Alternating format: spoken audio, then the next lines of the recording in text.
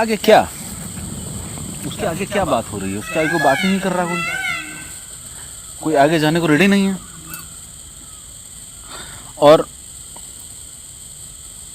कोई भी अगर मुक्त हो जाता है, कोई भी मुक्त पुरुष है, बुद्ध पुरुष है,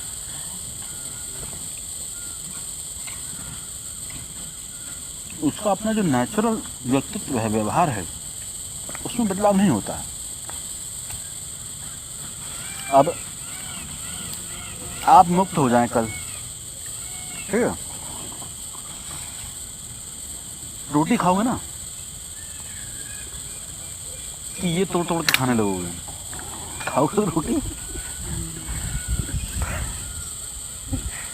तो जो उसका नेचर है, जो उसका व्यक्तित्व है, वो वैसा ही रहता है।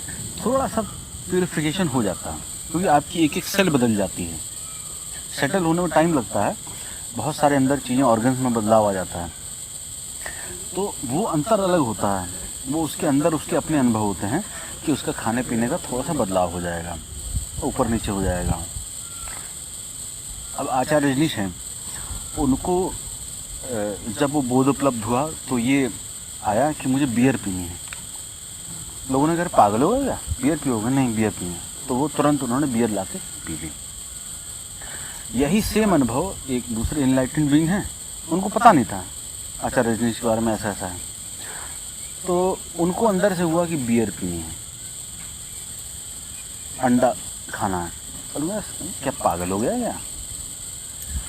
मतलब लोग बुद्ध हो रहे हैं, मुक्त हो रहे हैं, तो इन सब चीज़ें छूटा रहा पीछा, और तुम दारू नशा कर रहे हो? नहीं, ऐसा नहीं है। कुछ है जो वो होने के बाद डिमांड करता है, कुछ अलग चीज़ की। एक्चुअली हमें जब समाज में आते हैं ना, बचपन से बड़े होते हैं, हमें मतलब अच्छे बुरे में इतना उलझा दिया जाता है ना कि हम बस उसी में लगे रहते हैं। जैसे हमने ये किया अच्छा है, तो ये किया बुरा हो गया, ये बस उसी में निकल जाता है हमारा, उससे पार हम जा ही नहीं पाते हैं। कोई भी हम क्रिया करते हैं उसके बाद हमें गिल्ट हो जाता है। अगर तो समाज ने उसको वेरीफाई किया हुआ कि अच्छा है तो हम खुश होते हैं। अगर हम कोई क्रिया हमारा अंदर से मन करता है लेकिन समाज कहता है ये बुरा, हम फिर भी कर लेते हैं, लेकिन बाद में गिल्ट बोर्ड भी लगे रहते हैं। रजनीश जी हैं, उनके बारे में लोगों की बहुत नेगेटिव थॉट है, मतलब उनके मैंने भी 2 चीज़ें पढ़ी हैं, तो अब मैंने जितना पढ़ा है वो उसके एकदम उलट चलते हैं। हाँ। तो मुझे ऐसा लगता है कि वो नेगेटिव है, बट अब सही और गलत में हम कैसे वो करें कि कौन? मैं वही कह रहा हूँ, कोई अगर बुद्ध हो गया है तो आप कैसे पहचानोगे? जब तक आप बुद्ध नहीं होगे कैसे पहचानोगे? आप फिर कल्पना कर सकते हो, लॉजिक सोच सकते हो, ठीक है भाई। अगर जीसस मुक्तता को उपलब्ध हुए, अब वो वाइन पी रहे हैं, तुम्हें वाइन से मतलब है कि उसके भीतर जो फूट रहा है उससे मतलब है।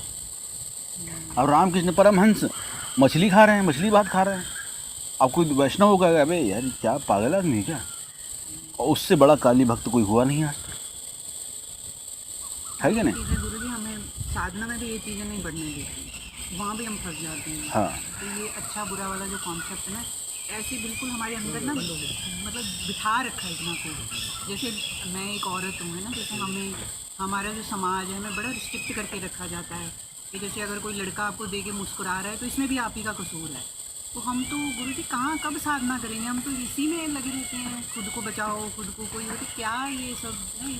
और जबकि मैंने देखा है कि मैं थोड़ी देर बाहर भी फ़ॉरेन में रही हूँ, वो लोग बड़े बिंदास, वो इन चीज़ों में पड़ते ही नहीं हैं, और वो जब साधना में आते हैं तो वो बड़ी जल्दी तरक्की करते हैं, क्योंकि हमारे तो बिलीफ सिस्टम ये बुरा है, ये अच्छा ऐसे हो गया, हम तो उसी में फंसे रहते हैं। वो इन सब चीज़ों से मुक्त होते हैं, वो जल्दी तरक्की कर लेंगे।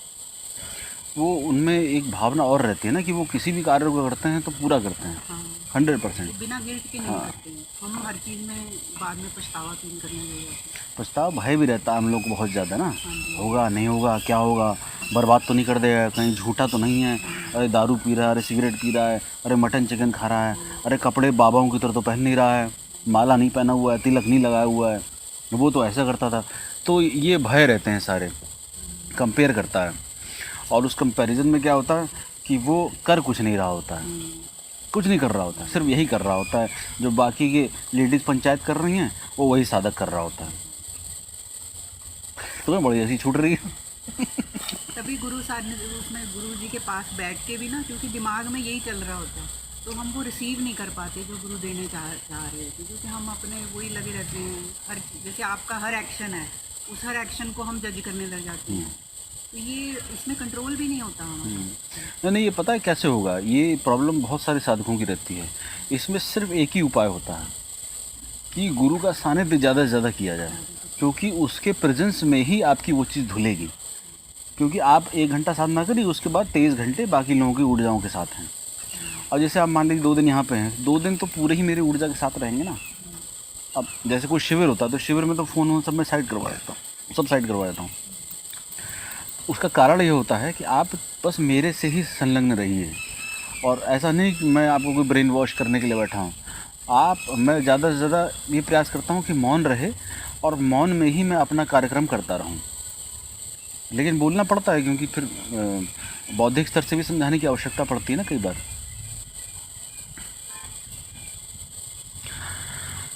जी कभी कभार ऐसा क्यों होता है कि जैसे कोई भी दृश्य देखते हैं लाइफ में, और वो जब देखते हैं तो ऐसा अनुभव होता है ये तो मैं पहले देख चुका हूँ, बहुत बार मतलब कई बार हो जाता है। ये किस स्वप्न की बात कर रहे हो? नहीं, हाँ, अभी कुछ की बात जैसे गुरुजी, जैसे हम यहाँ बैठे हैं तो एकदम मेरे अंदर ख्याल आएगा मैं पहले यहाँ बैठ चुकी हूँ, मतलब ये चीज़ ऐसा देख होता है चुका हूँ मैं। गुरुजी। गुरुदेव ऐसा मेरे साथ कब होता है कि ये सामने एक टाइम में स्कूल हो चुका है, स्कूल में था, पोजीशन तो मैंने जैसे एक सपना कोई गाड़ी देखा था। आती है गुरुदेव, तो वो मैंने एक सपना देखा गुरुदेव की, मैंने कि स्कूल में मेरे को किसी ने गिरेबान पकड़ा और एक ढेर रखा हुआ है, उसने मुझे पटक दिया। और वो कम से कम 5 साल पहले ऐसा मैंने कुछ देखा था, और वो मेरे अंदर था कि मैंने, और जैसे उसने मेरा गला पकड़ा, उसने जैसे मेरे को वो किया ना, वो तुरंत याद आ गया कि यार ये तो मैंने पहले देखा है। ऐसे ही मैं पंचकुला में जो ऑफिस था वहाँ पर ऐसे टेबल पे सामने बैठा और सामने मेरे बॉस बैठे हुए थे, तो मैंने कई साल पहले वो चीज़ देखी कि मैं सोचा मैं ऐसे ऑफिस में कहाँ से आ सकता हूँ। बट मैं उतने साल के बाद जब वहाँ पहुँचा, मैंने एकदम रिएक्ट हुआ कि हाँ मैंने भी ये चीज़ देखी हुई है। ऐसे 2-4 बार ही हुआ है मेरे साथ।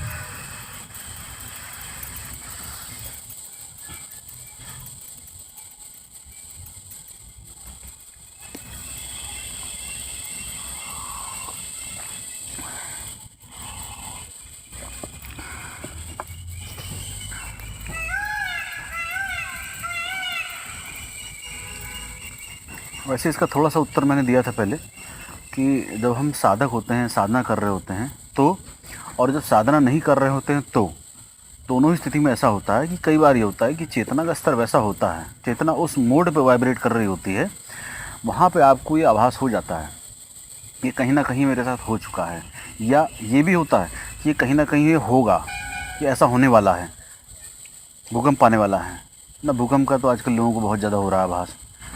अभी कल हम बैठे थे, कल भूकंप आ रहा था यहाँ पे, आया था ना? तो ऑफिस में ही था उस टाइम। हाँ, तो यहाँ हिल रहा था सब, तो भूकंप का हो गया या कुछ ऐसा आभास सा होता है कि ऐसा कुछ होने वाला है। तो ये आपकी बुद्धिमत्ता नहीं है कि आपने बुद्धि से बहुत स्ट्रांग हो गए, आपने कैलकुलेट करके सब सोच लिया। ऐसा नहीं है, कि वो आपके भीतर जो है वो ही तो ये चारों तरफ फैला हुआ है। पूरा ब्रह्मांड जो है हर कोने में यही तो फैला हुआ है, आप ही तो फैले हुए हो। लेकिन क्या है कि आप अभी वो अनुभव में नहीं आ पाए हो, तो वो आप देख नहीं पा रहे हो। तो उसमें क्या होगा कि कहीं भी इस काल में या उस काल में कहीं पर भी कोई घटना घट रही होगी या घट चुकी होगी या आने वाली होगी, वो आपको आभास सी हो जाएगी। अब क्योंकि आपका कॉन्शियस स्तर इतना विशाल नहीं है कि आपको एज इट इज़ समझ में आ जाए, तो आपको कई बार ये भ्रम भी लगेगा। ये हो सकता है दिमागी खलल हो सकता है मेरा ऐसे ही भ्रम हो, और फिर बाद में जब होता है, अरे ये तो शायद कहीं देखा हुआ है। कुछ साधकों के अनुभव ऐसे आते हैं कि वो कहते हैं कि मुझे आज मैं साधना में बैठा था, जाप करते करते अचानक से मैं हड़बड़ा गया और मेरे को लगा कि अरे पानी पानी पानी, और वो उसको ऐसा लगा कि वाकई में पानी है। तो ये क्या था? तो ये साधना के समय उसके साथ ऐसा हुआ कि कभी किसी जन्म में, मैंने उसको स्कैन करा था, तो कभी किसी जन्म में वो समुद्र में तूफान में फंस गया था, और वो समुद्र की जो वो नाव होती है उसी पर ही वो यात्रा करता था अक्सर। तो वहाँ पे तूफान आके और वहाँ डूब के मर गया। और वो इतना ज़्यादा उसका भय था कि आज भी उसकी चेतना पे अंकित था, जिसकी वजह से वो अचानक से किसी एक मोड में वो उस समय पहुंच गया और वो रियलिटी में उसके साथ अनुभव होने लगा उस समय। जैसे स्वप्न में होता है, जैसे मैं बता रहा था, मगरमच्छ आया काट लिया और मैं उठ गया, तुरंत पसीना पसीना हो गया। तो वो कैसे हुआ? वो वही चीज़ हो गई जो उस समय हो रही थी उसके साथ।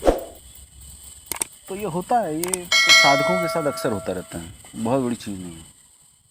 यदि आपको यह वीडियो अच्छा लगा, ज्ञानवर्धक लगा हो तो सभी के साथ शेयर करें और वीडियो को लाइक और सब्सक्राइब करना न भूलें।